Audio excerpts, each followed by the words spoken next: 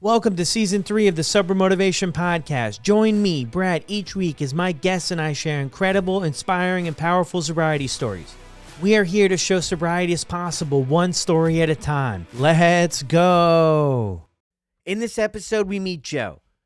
Growing up, Joe had no shortage of traumatic experiences and never talked about the feelings or thoughts associated with these events.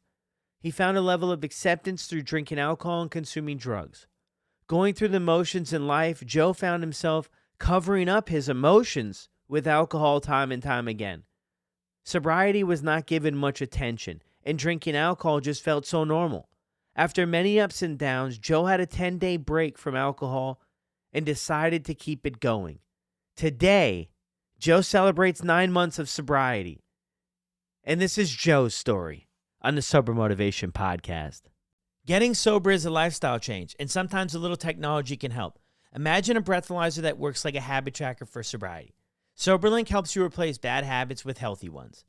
Weighing less than a pound and as compact as a sunglass case, SoberLink devices have built-in facial recognition, tamper detection, and advanced reporting, which is just another way of saying it'll keep you honest.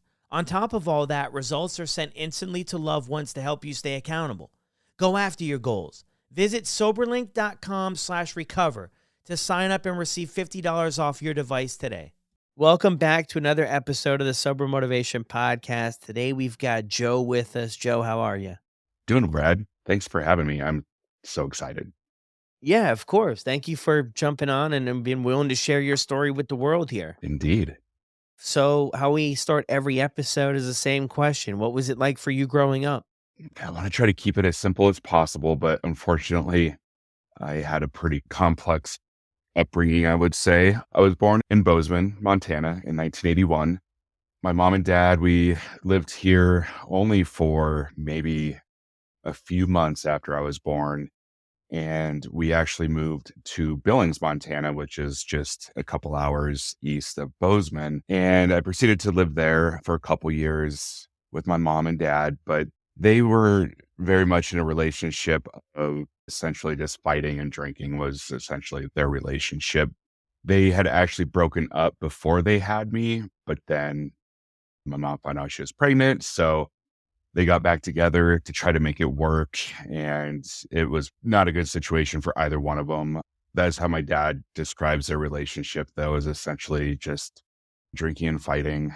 And they broke up then, probably like when I was around 3. My mom left to go back to Wolf Point, which is a reservation on the Fort Peck Reservation. I'm actually Chippewa Sioux as well from my mom's side. And I hadn't really spent any time on the reservation at that point, but after my mom left, essentially they shared custody from me or over me for basically the majority of my childhood. And at first I would go up to the reservation for like holidays and whatnot and just spend just a bunch of like random time up there. And in between all this, though, like I was also moving around a lot as a child, numerous times and places. We went to Omaha, Nebraska when I was like in second grade. Or no, actually, I'm sorry, kindergarten. And I was actually in 4 different kindergartens just due to all the moving around that was going on. And then when I had started school, I would go to the reservation during the summers to be with my mom. And so that was basically the schedule between my parents growing up. School year with my dad, reservation with my mom, and talk about 2 totally different worlds like that I was bouncing back and forth. I really was just left to my own devices when I would go visit my mom. I didn't really have any friends up there. I had some family, which was great, but honestly, the situation I had growing up there was definitely surrounded by alcohol and drugs. It was very much a party environment. And I was left to actually babysit my younger sister most of the time while my mother and stepfather would go out and get drunk. And at that point, I was probably about less than 10 years old, watching over my sister who's 5 or 6. And my mom would just come home drunk constantly and just be fighting with my stepdad. I just remember my childhood was full of a lot of like all around me, whether it was my dad and mom or my mom and stepdad or anything like that. And I was definitely just surrounded. by substances growing up for sure. Yeah. Yeah, it seems like 2 different dynamics there, right? Where Mm, you're living in outside the reservation and then going back in the summertime to the reservations, right? You have to make new friends and new connections, and things are maybe operating a little bit differently. One thing I always pick up on with stories about when the parents struggle with substance use of any sort mhm. is that the young people, the kids tend to have to grow up quickly. They have to, especially the thing where you're mentioning now you're watching your sister and Yeah. stuff, like, under different circumstances, something like that might make a little bit of sense, but to with the priority of going out and drinking and getting drunk, it just maybe confuses the whole situation. Also, I hear there was, like, a lot of chaos, right? That's Yeah. another thing you hear from that when that stuff is around, right? And what do you go back there if you can to those times? How did that affect you as far as, like, feelings and thoughts when you were growing up? Yeah, like you said, it was very chaotic, and I just felt like being torn between 2 worlds, like, I almost just had 2 identities, like, when I was with my mom, I was with my mom, and I was happy, but then when I was with my dad, I was happy being there, and it just literally I think I made, like, a mental separation between the 2 almost. And in hindsight, I didn't really talk about anything to anybody. I just dealt with it by this is happening and I just worked through it. And I didn't realize, of course, until hindsight, just how I think conflicted I was between the back and forth and the lack of a foundation basically growing up. And yeah, it's just what my father said is I just didn't talk about it. I was pretty quiet. I was a good kid. I enjoyed school, but yeah, there was just this dark side, I guess, if you will, that honestly was, I would say, coming from my mom's side. She was a very narcissistic woman who didn't care anything but herself and partying. That was her thing between 81 and 83. So when I was like 1 to 2.5, she would constantly just leave my father just to go out and party, wouldn't stick around and help out with anything or help raise me. She didn't want to do any of those motherly things. She wanted to do what she wanted to do. And I know even she had left me at the park for my dad to pick up all by myself, like in a crib or like a seat or whatever, just because she wanted to go party. And she didn't have that motherly instinct. I actually have an older brother as well that she had gave up for adoption when he was born. And then I also have my younger sister, as I mentioned before, but she failed us all, I would say. And in the summer of 92, 93, I was like 12 years old and I was up there on the reservation, like usual, visiting her. And at that point, I was getting older. I was getting more of a foundation because we had moved back to Bozeman and I was starting to get some friends actually, like starting to make some connections. And it was hard to go up to Wolf Point to be there during the summer where I just felt alone. And I remember my father calling me and was like telling me on the phone, your mom is trying to get full custody of you. Like, I will not be able to see you again. You're going to have to go to school up there if this happens. And I just didn't believe it. I didn't want to believe it. I didn't want to ever cause trouble. And I felt like if I actually maybe stood up for what I wanted, it would just create more chaos. And I think I was just trying to avoid the chaos. And I just swept that under the rug, was just like, oh, whatever. But I do remember my mom like asking me if I wanted to go to school up on the reservation. And deep down, of course, I didn't want to, but I didn't have the power in me to say no. And one day when I was up there on the res, my grandma from my father's side called me and asked me to come visit her, which I knew it was odd because my dad's side of the family and my mom's side of the family, we just didn't intermingle or mix when I was up there on the reservation. It was like I was with my mom's side of the family. That's it. Stayed away from everybody else. But it was a red flag that she was calling me, but my mom was at work and my stepfather allowed me to go up to my grandma's house. So I went to my grandma's house and was surprised that my dad was actually there unexpectedly. And we have to go now. We have to get off the reservation. If we don't leave now, your mom very well could have custody of you. Cause just due to like tribal laws and whatnot, tribal nations even, like when my mom had custody of me at that time for the visitation, it would have been very hard for my father to ever really have his rights to me again. So he was told by his attorney that he had to get me off the reservation. And that moment is just a moment that, like, has forever stuck in my mind. That's like when I had to just make a choice, obviously. And I think that's what I had been avoiding for so long. But I just remember like holding on to like these couple banisters and just like crying and just not knowing what to do because I didn't want to leave at first, but then I knew I had to. I knew I was happier with my father, and I knew I trusted him and what he was trying to do for me, unlike my mother. And we left the res. I left everything I had behind with my mom, and we stayed in Billings for a week just in case, like, she was trying to find me.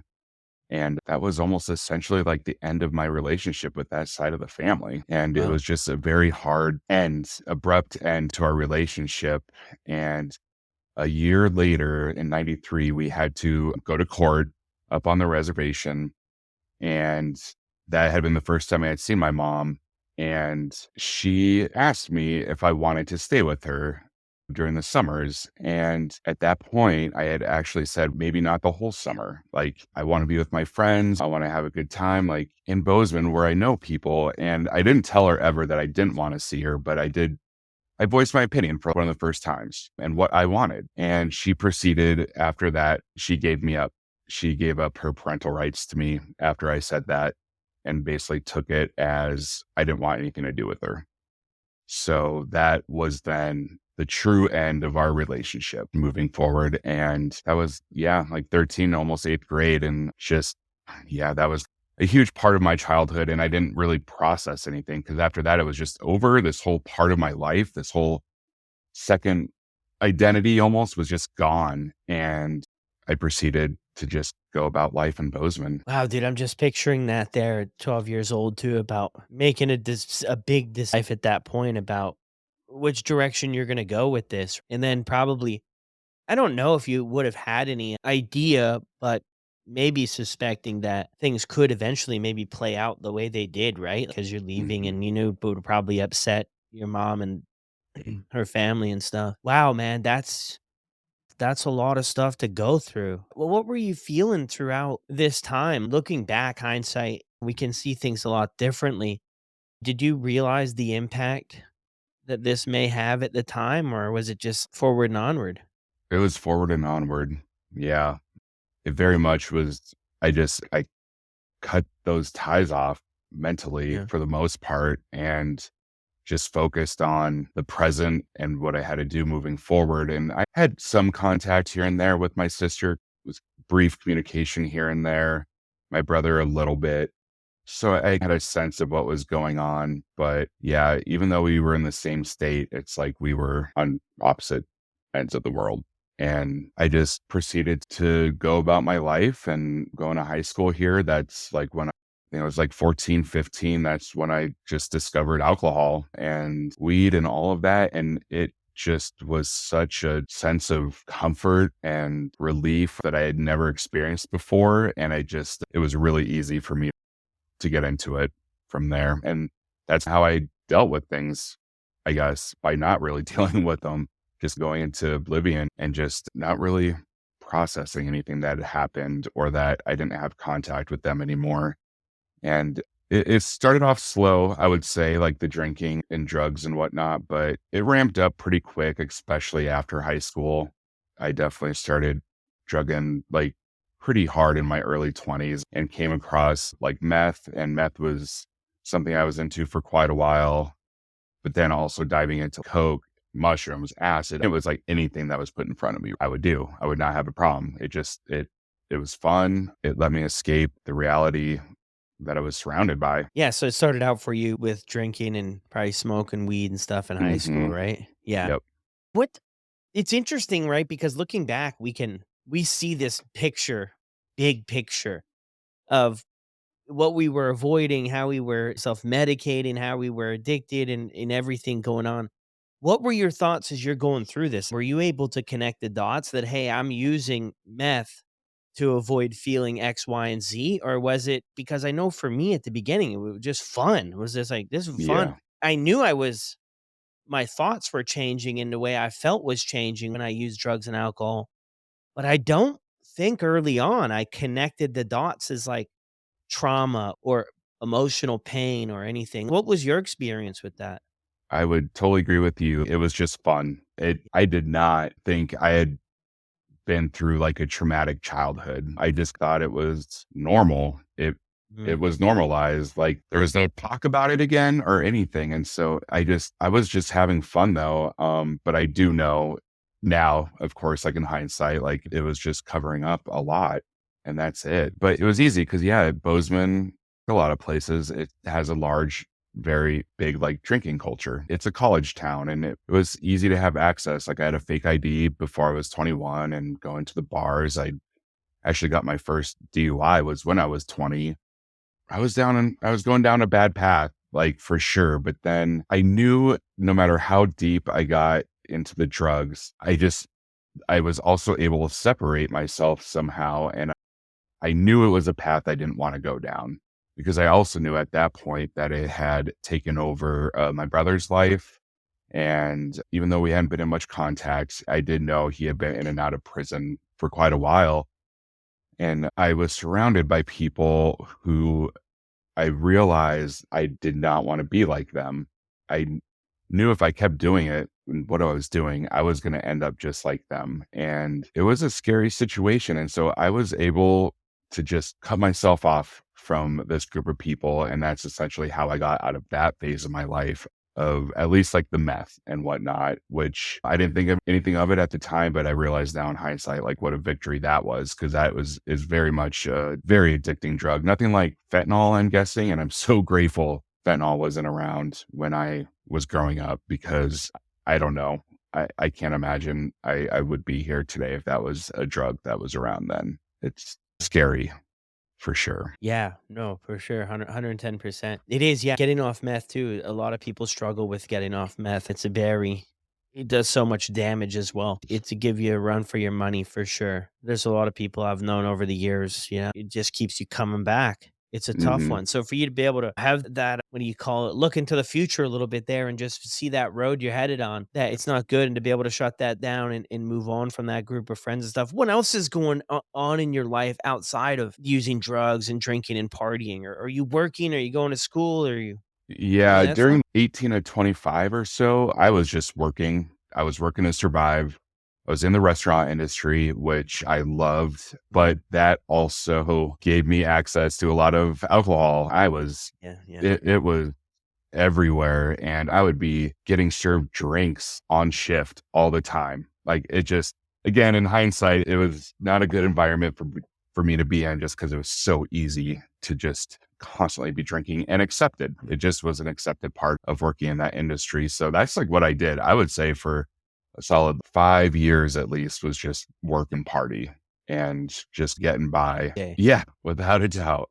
I'm with you too, man. I'm with you too. That's when I really got introduced to a lot of stuff like cocaine and Hmm. because I was working in the kitchen and you'd have the older guys, right? Older people. And then they would already be long gone into this stuff and then introduce you and get you. That's how I got introduced. But yeah, anybody who worked in restaurants, I guess everybody who's been on the show struggle with addiction. So I wouldn't Hmm. expect any different story.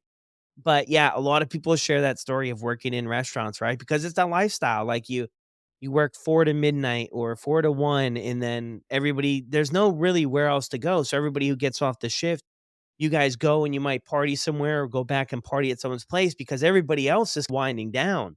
So Yep, we would go back to my place or another buddy's place, and we would just kick it till 3, 4, 5 in the morning, sometimes all morning, like till 6, till the sun came up.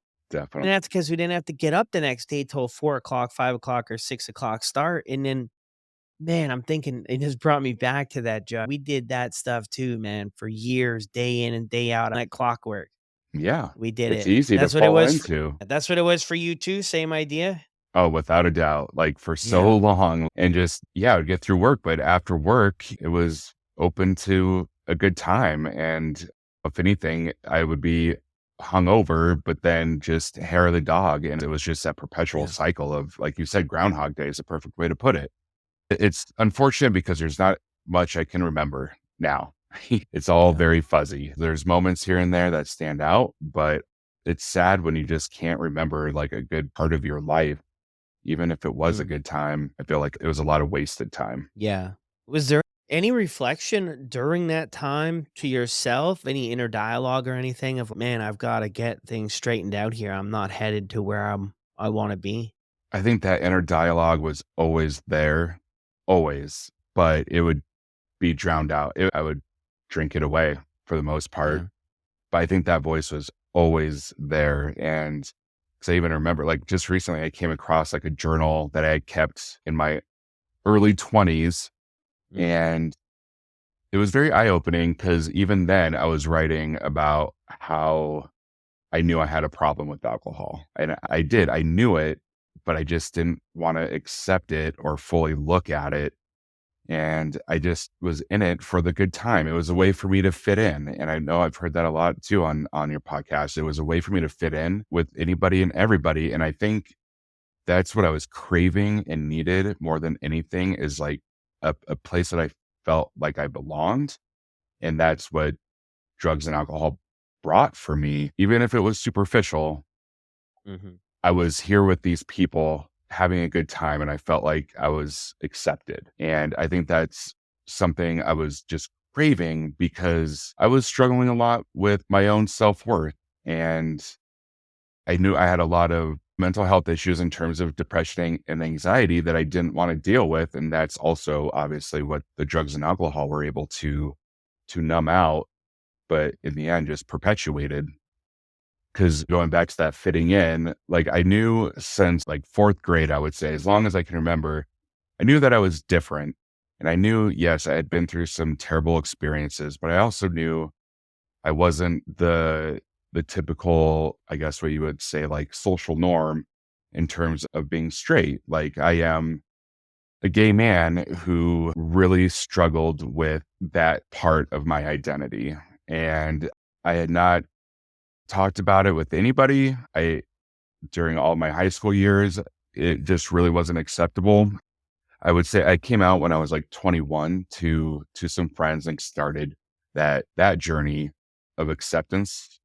But at the same time, I just was still struggling with accepting that part of my identity. And I didn't feel like I fit in anywhere. So I just partied with everybody and I was like everybody else. And I feel like that was the majority of my life was just trying to fit in. Yeah. Thanks for sharing that, Joe. Thank you. I Mm. really appreciate it because that paints even maybe a little bit more of a picture for us about what looking back, what we're trying to avoid really puts maybe some thoughts to those feelings about what's bringing them up. And it's a whirlwind of stuff, right? You don't Yeah. fit in. And I was the same way, man. I never fit in. And then I knew the consequences involved with drugs and alcohol, but it didn't matter. I didn't care because the desire to fit in and be part, I think that's human nature. I think that's what we thrive for. We want and we need most is to fit in and belong somewhere and have a community, whether it be one person or 20 people. And I was okay with the consequences being what they were in my life as long as I had a couple people that cared. And yeah, maybe the relationships were built on sand and they weren't the most productive and incredible things. But when I was in it, I felt like they were the real deal. I felt connected and belonging. And I think that's what we get stuck in, right? Especially when we just feel rejected over and over again. And the substances just bring us together. It doesn't matter. People you want to drink, you want to do meth, nobody wants to know your entire life story. It's let's just get to it. Yeah. And it was great. It was really good, and I had a hard time creating genuine relationships with people because those people intimidated me because they wanted to hear about me, and I'm like, "Dude, there's nothing exciting about me to really share with you to connect on that level," or I just didn't know it. I didn't know how to articulate that. I had the no self-esteem and the confidence, not really any confidence, so I was just drawn to the other stuff. I'm with you on some of that stuff too. Yeah. So you come out, you talk with your friends around 21. Hmm.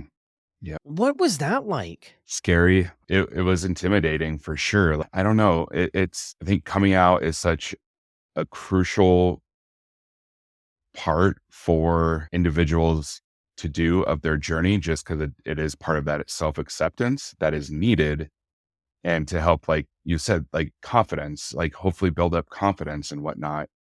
but there's still just a lot of struggles after that. I did feel like a huge weight off my shoulders, without a doubt. I knew I couldn't just hide that part of my life. I didn't want that. Still moving forward, though, it was still like a part I just had troubles accepting about myself because I had no community. There was not really any gay community in Bozeman at that time. I didn't know who to reach out to. I didn't talk to anybody about it. It was just like coming out and then that was it. And for the most part, it was fine. Everybody was accepting of it, but there was just nobody who I feel like understood me. I just have always felt like an outsider on the fringe, and people have come to accept me, but still just feel like that I'm just trying to fit in, not that I belong anywhere. And I think that's really been probably one of my biggest struggles is just that self acceptance and getting that confidence. And it's definitely gotten a lot better now that I'm sober, but I drank and used drugs for well over 25 years. That's a huge part of my life. And there was a lot of ebb and flows, of course. I did start my undergrad. Uh, I went to undergrad school here at MSU when I was 25 because I knew, again, like there was just this part of me that wanted to be better and do something. And I went to Mhm. school for film. And I think film was something I was very passionate about because it was something like that was a great escape for me growing up. I watched a lot of movies. That was like the one thing I could do when I would visit my mom and be on the res. Like I could watch movies and just totally escape. So I fell in love with the idea of pursuing that career. And school was great for me. It actually helped me get a routine. I was starting to feel just more confident, smarter. I actually was like ready to tackle the world. I had quit drinking for a little while there because I knew at one point, again, that I was struggling with it. And there was a time where we had a party at my house and it just got out of control.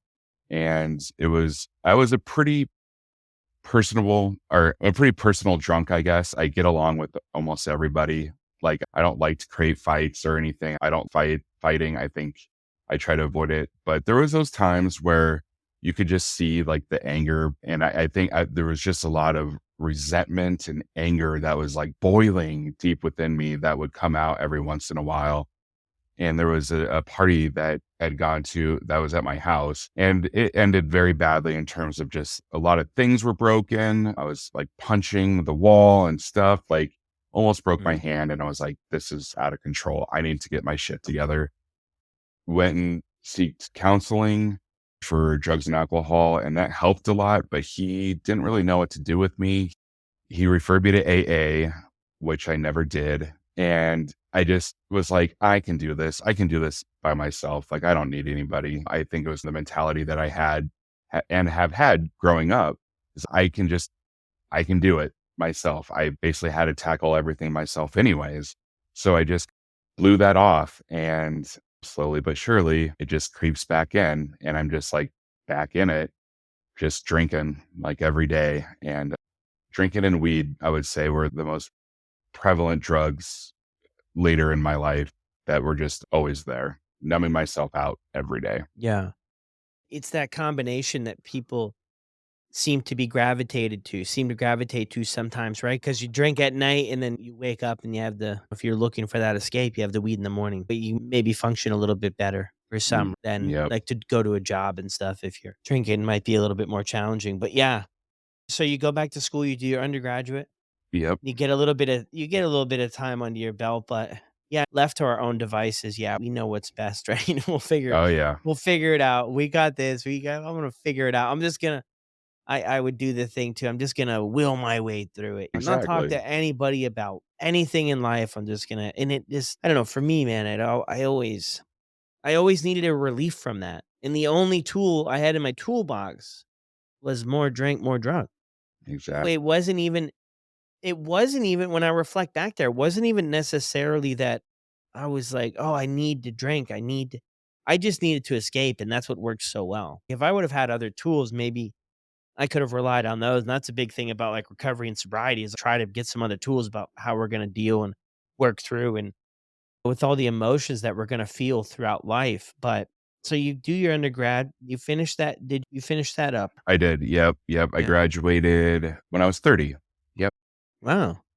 So Incredible. that, yeah, yeah. So that was a great accomplishment. I was super, super excited about it. I had planned to maybe move to either Oregon or California because just to pursue a film career, I couldn't really stick in Bozeman. But that same week that I graduated, I actually met now my ex. I met him that same week that I graduated college. And he had just moved to Bozeman and we just clicked like right away. And it was quick. We were living together within 3 months and I was together with him for about 4 to 5 years. And that could be a whole nother podcast, that experience. But it taught me a lot. But also unfortunately, it didn't work out, obviously, due to a lot of mistakes that I made. I would say one of them being that I knew I still just didn't have any self worth.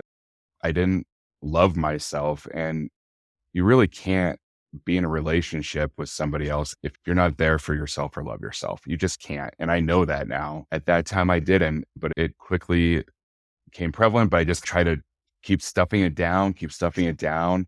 And that's like when I really had started drinking again because the world of breweries started to happen in Bozeman.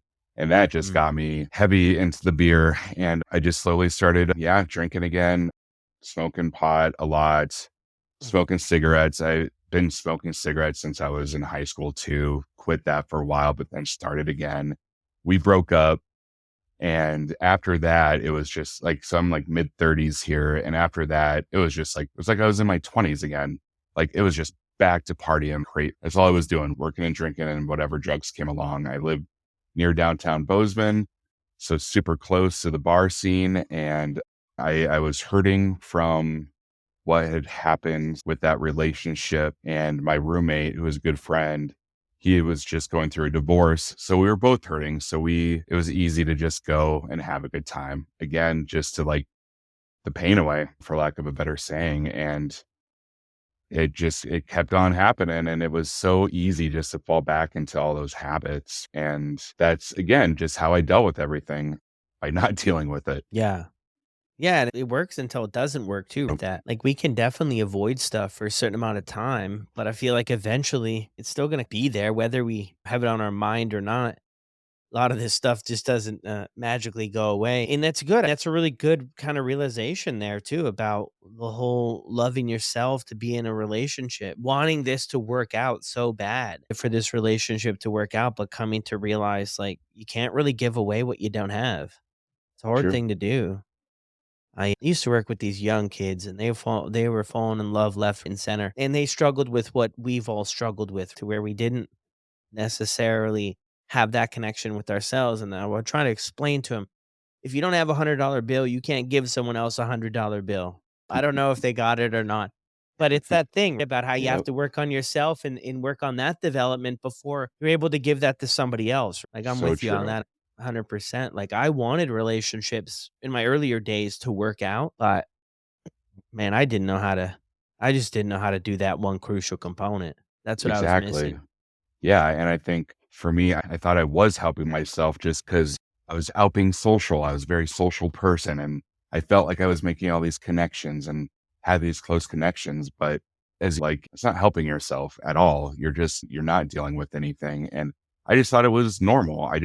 Drinking had become so normalized for me all through my childhood, all through high school, all throughout my whole Yeah. life because I was hanging out with those people, like where it was their lives, it was my lives. So I just thought that was just the way it was. And I know that's how it was with my family too, growing up. Like they just also thought that's how it was. Like everybody drank like that. And it's not the case. But I just found sobriety wasn't even anything that entered my mind at all. It was something that maybe like about a few years ago when I was, yeah, about 40, I would say 39, 40, started thinking about it more, started getting into the sober October mentality, thought I could do that, which I did. And so I felt like I had a grasp on everything. But before you know it, you're just right back into the same. I would find excuses or had excuses to go out every night to go meet up with people and have a few beers, but then I would drink more on top of that as well. And it was just a way to function every day. I didn't know anything different. that's just the way it was pretty much my whole life Yeah. Up until now. What, 9 until months ago, now. right? 9 months? Yeah, coming up on 9 months, exactly. Yeah, and it was just one of those things. I know I had the internal battle going for a while, like that struggle of just, like, wanting to change things, but not knowing how, and I did the pandemic help and if anything, helped a lot of people self-reflect, I think, and I knew that I needed to deal with some stuff, so I decided to go to therapy, and I think that was one of the best steps I've taken in my life because it's just been a snowball effect into other parts of my life Mhm. and started really working on some of that past trauma, the things that I never dealt with basically. And those were just stepping blocks basically to get me to sobriety by actually doing some of that work and self-care, but it still wasn't really there. Like it wasn't even possible. Like the thought of not drinking wasn't even a reality at Mhm. all. A couple years ago, though, too, my older brother, he was killed by a drunk driver, and that was a lot to process. And I am grateful that I had just started going to therapy a few months prior, and I'm so grateful that I had that resource in place already before that happened because it hit me a lot more than I had anticipated just because the relationship with my brother and I, like, it wasn't really there. I hadn't seen him since I had cut ties with all of my family when I was 13, but over the years, we had tried to connect. We had brief conversations here and there, but he was just like I said, he was constantly in and out of prison. He was still actively doing meth, but there was that hope that we could reconnect again at some point, and I knew I wanted to because I also knew through the pipeline and through some of the conversations that we had that he was gay as well, and it was just something like I really wanted to be able to connect with and talk about with him and just his experiences, right? And just relate to somebody about that. And I just unfortunately never got that opportunity. And I blame that more on the drugs. I always thought, if anything, he would die from an overdose or something, and the fact that he actually got killed by a drunk driver is just, I don't know, just crazy to me, and it didn't end the way I wanted to with my brother, and I've actually had to sever our relationship just, like, a year prior because I know he was using, and he just randomly hit me up for money, and I knew what it was for, so I cut off our relationship, and that was the last communication we had. It was him being very angry with me and upset that I wouldn't help him out, and he always thought he could count on me, but I know that was the drugs talking. I know that now, and I'm grateful because a year later after he had died, I had actually come across some old texts that we had, and I came across a text just with him saying how much he loved me, and he did feel like I was his brother even though we weren't close. He was proud of me, and that's what I choose to remember, and I know that's how he felt too, but it was definitely it hit me hard, and it was a lot to process, and I think that was really, like, the beginning of reflecting on, like, how much drugs and alcohol have affected my family and me, even though I felt like I was always comparing myself, right, to that extreme, Mhm. thinking that I was okay, so I wasn't that bad, but I know there's a whole spectrum. It's not you don't have to be at that rock bottom. We all have our different rock bottoms, and I can't say, like, on paper, like, that I had this one significant moment that was, like, my rock bottom. I think I had many rock bottoms throughout my life, but I just kept going and just kept ignoring it, like waking up in my own vomit multiple times, like getting in trouble with the law, my family's dying, and yet I just didn't care to look at the root cause of it all until that happened. And I just became very sober curious after that, I would say, and just continued to explore that after he died. Yeah. Wow. That's a lot. Yeah. There's always a little bit of hope there, I think, when people are still around. One day you'll be able to connect and maybe make sense of it all. But yeah, with with his passing, then that door, for now anyway, is closed, right? It's Mhm. real, and that's hard, man. That's really hard. And even though you guys were separated, and you weren't in contact like every day or anything, but still, I think there's probably a really special bond between brothers, right? Like, Mhm. Yeah. you know? There was definitely, like, always that, like I said, that hope, I guess, that we would reunite again sometime Yeah, on whatever that looked like and connect again at some point. And yeah.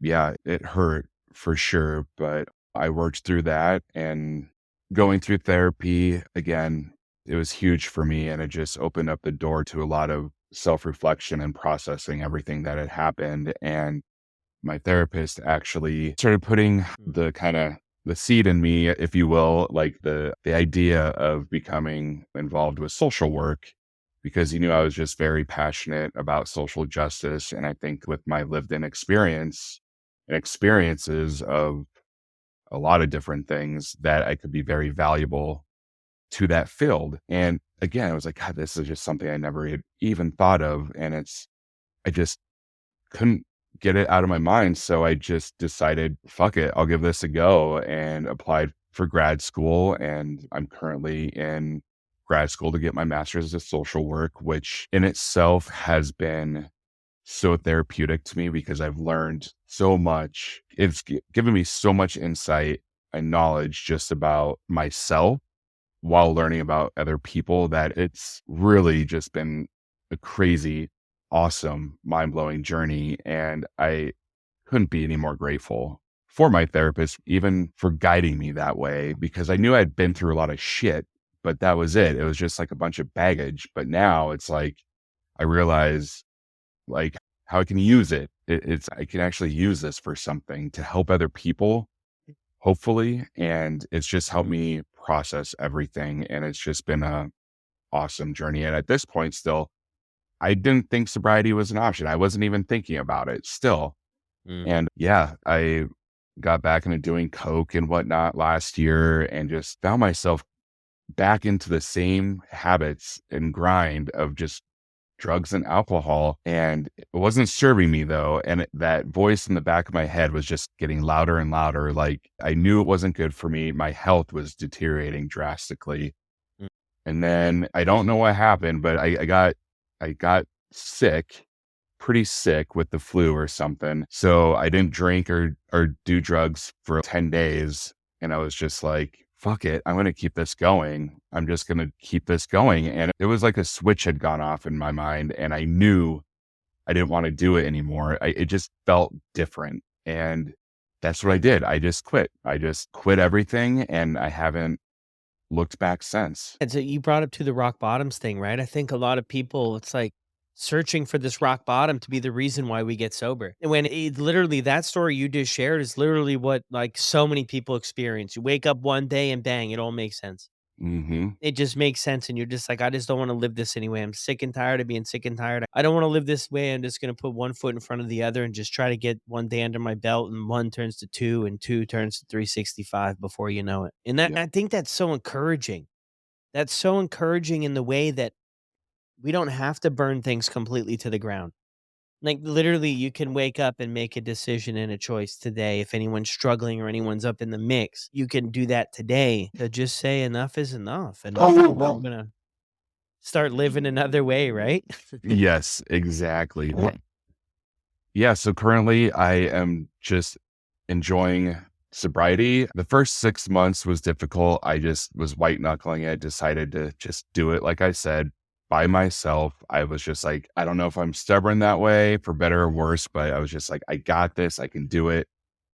But it was hard. It was difficult. And the sense of self discovery, though, was like coming back. And I just realized, like, wow, I do not know who I am. Like, I just didn't know myself at all. And the world has just been like opened up into so many new opportunities. Like, I never would have thought I'd be talking to you, right?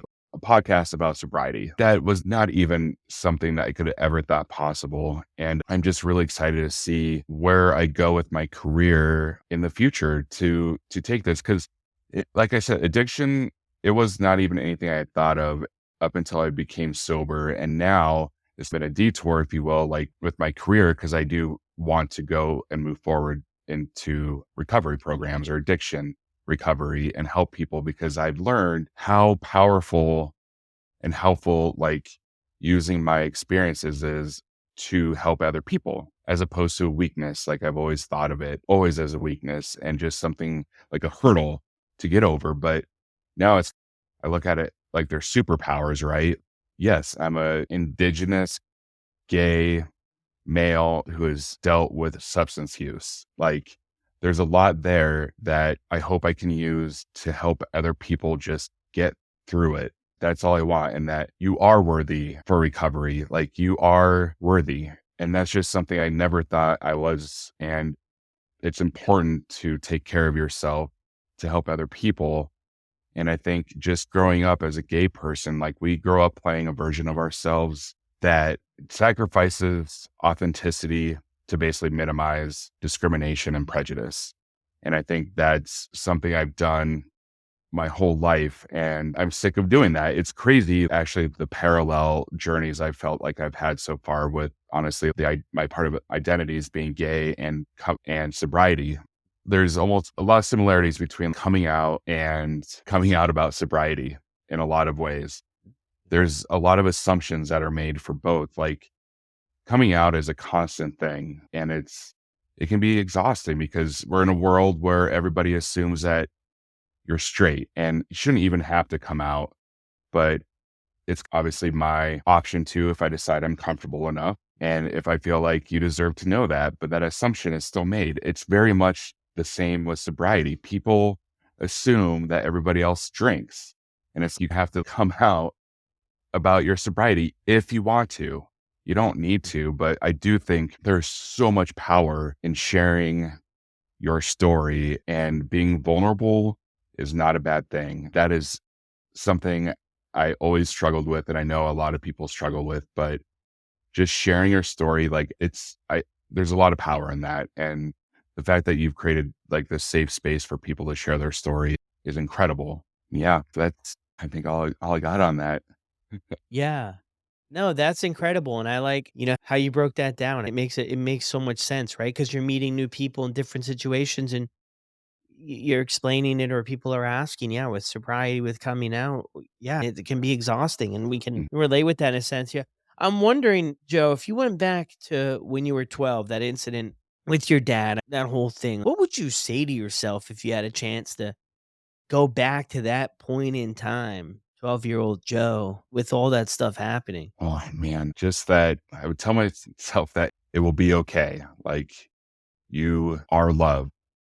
I think that's the main thing because I felt such a sense of rejection from my mother. And I know that that hurt me for a long time. But I also know I felt like I just wasn't accepted because I was gay as well. And so if I could go back, it would be to tell myself, like, you are worthy. I had nobody telling me that. I had nobody telling me that. And that you are loved and you are not alone. Like that is something that, like I've always felt very alone.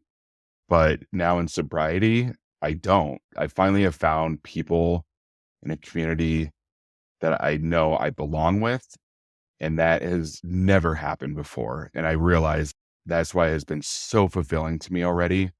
In less than a year, I finally feel like I found people I belong with, genuine, awesome connections, and I'm present. I'm not just trying to fit in anymore.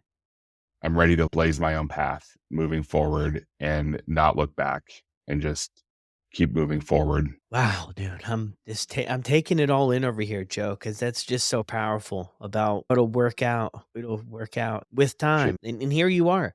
Here you are working it out, making a difference in this world, working towards your education and to get out there and make a difference in people's lives, and with your experience going through all of this, you're gonna be able to get right on people's levels with what it's like and really help them out. Thank you so much for this, Joe. Really appreciate it. Thank you. I appreciate you. And yeah, I'm really looking forward to seeing what happens. Yeah, same. Awesome. Alright. Thanks, Brad. Well, there it is, everyone. What an incredible episode. Thank you, Joe, so much. And as we release this episode on Friday, November 10th, Joe will be celebrating 9 months. Everything just kind of lined up. It's so weird that that happened. But let's go over to Instagram and wish Joe congrats. Let Joe know that we appreciate him coming on the show and sharing his story, and also congrats on 9 months. So head over to Mighty Joe MT on Instagram, and I'll drop the link for that in the show notes below. So you can just click it and boom, you're there. Thank you, Joe. I've had the privilege to get to know Joe over the last few months from the Sober Buddy app. Joe's a community on Sober Buddy, joins a lot of groups, helps me out with a lot of things with the groups, and it's just been a pleasure to get to know Joe. He's kind, he's supportive, everything in between. So, again, Joe, thank you. Look, I haven't done this for a while, but if you listen right to the end of the show, that means you love it. And I want to let at least one person know that I appreciate you. If you made it to the end here and you're the first person to send me an email to brad@bradtmcleod.com, you can pick out something from the online shop. How about that? First person to send me that email, you get to pick out whatever you want from the online shop, and I'll send it to you. If you guys are enjoying the episodes and the show and everything, be sure to drop a review. It's really helpful for new people that are considering what shows that they're going to check out. There's just so many, so let them know what you're thinking of it, and if you're enjoying it. If you're not enjoying it, let's talk before you leave a review. But thank you, everybody, for the continued support, and I'll see you on the next one.